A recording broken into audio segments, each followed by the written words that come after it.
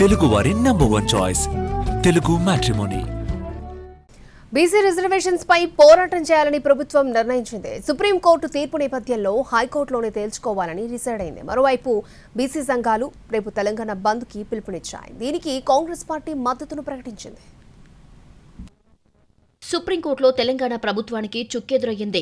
BC రిజర్వేషన్లను హైకోర్టులోనే తేల్చుకోవాలని supreme court స్పష్టం చేసింది. దీంతో ఇక హైకోర్టులోనే ప్రభుత్వం తమ వాదనలు వినిపించాలనుకుంటోంది.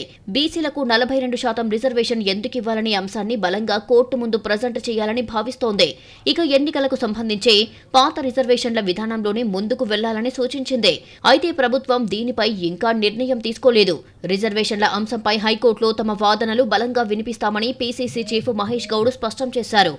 జేఏసీ కృష్ణన్న, శ్రీనివాస్ గౌడ్ తదితరులందరితో కూడినటువంటి జేఏసీ ఇచ్చిన పిలుపుకి కాంగ్రెస్ పార్టీ సంపూర్ణంగా మద్దతిస్తుంది. ఇది మా కమిట్మెంట్, మా ఎజెండా. ఈ ఎజెండా ఫుల్ఫిల్ కొరకు కాంగ్రెస్ పార్టీ శ్రేణులు, మా నాయకులు అందరూ కూడా బంద్లో పాల్గొంటారు. బంద్ను విజయవంతం చేస్తారు. బీసీ రిజర్వేషన్లకు అనుకూలంగా 18న రాష్ట్ర వ్యాప్తంగా బంద్కు పిలుపునిచ్చాయి బీసీ సంఘాలు. నిరసనను విజయవంతం చేసేందుకు అన్ని రాజకీయ పక్షాలను బీసీ సంఘం నేతలు కలుస్తున్నారు. ఇప్పటికే బీఆర్ఎస్, బీజేపీ నేతలను కలిసి మద్దతు కోరారు.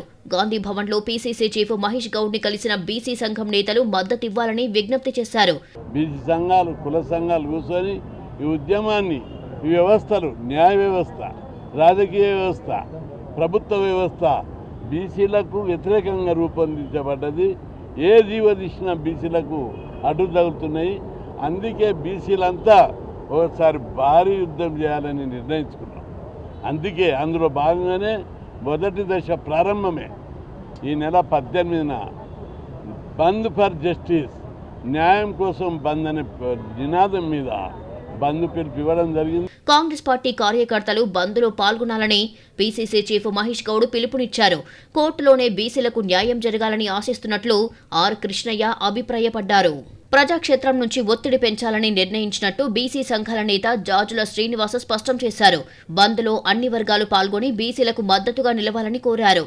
ఈ ఉద్యమం గతంలో తెలంగాణ ఉద్యమం అందరిని కలుపుకొని, అన్ని పార్టీలను కలుపుకొని జేఏసీ ఏర్పాటు చేసుకుని ఒక ఎజెండాతోటి, ఒక నినాదంతో ఎట్లయితే పోరాటం చేసినామో, మాకు జెండాలు, రాజకీయ పార్టీలు ముఖ్యం కాదు, మాకు ఎజెండా ముఖ్యం. కాబట్టి దాని సాధన కోసం రేపు బంద్ నిర్వహించబోతున్నాం. ఈ బంద్ చారిత్రాత్మకంగా జరగబోతుంది. కాబట్టి దయచేసి అందరూ సహకరించాలని చెప్పి ఈ సందర్భంగా తెలియజేస్తూ, బంద్ సందర్భంగా రేపు బషీర్బాగ్లోని బాబు జగజీవన్ రావు విగ్రహం నుంచి లోయర్ ట్యాంక్ బండ్లో ఉన్నటువంటి అంబేద్కర్ విగ్రహం వరకు ఇలా మహా ర్యాలీ ఉంటుంది.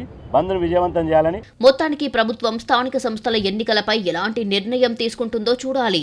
బీసీ రిజర్వేషన్ల అంశంపై మాత్రం హైకోర్టులోనే తమ వాదనలను బలంగా వినిపించాలని సర్కార్ డిసైడ్ అయ్యింది.